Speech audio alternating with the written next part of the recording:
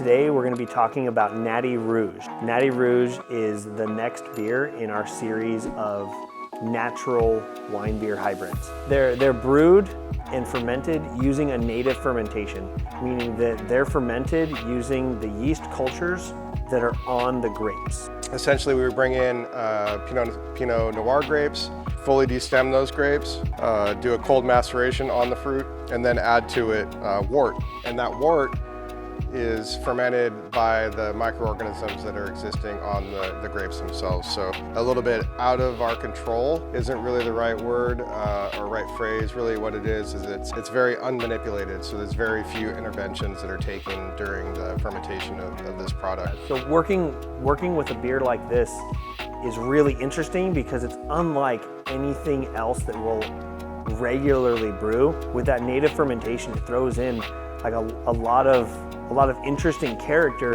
that we wouldn't get out of a beer fermented in a different way. With a beer that's fermented with an intentional, dedicated, calculated yeast pitch, we know exactly where it's going to go, when it's going to ferment, and how it's going to ferment.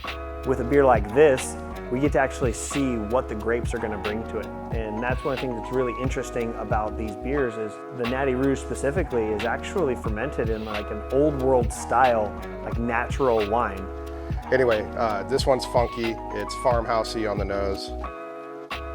And it's a little bit racy on the palate. By racy, I mean it's got a little bit of zing to it, both from a little bit of acidity, and then this is highly carbonated. This is about 3 volumes of carb.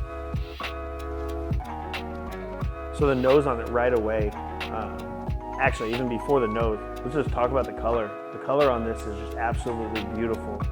Bright red, bright colored. Just the look of this beer is absolutely beautiful.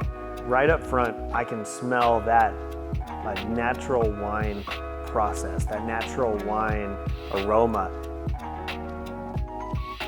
Right up front on the taste, that natural wine really comes through. You get a lot of notes of the Pinot Noir. You kind of get this nice taste of like a little bit of like funk, a little bit of farmhouse. That native fermentation is absolutely present and it's pretty prevalent in the beer, and that's what makes it really interesting. It's going to make it stand out, and I think this is a beer that's going to be fun to talk about for sure.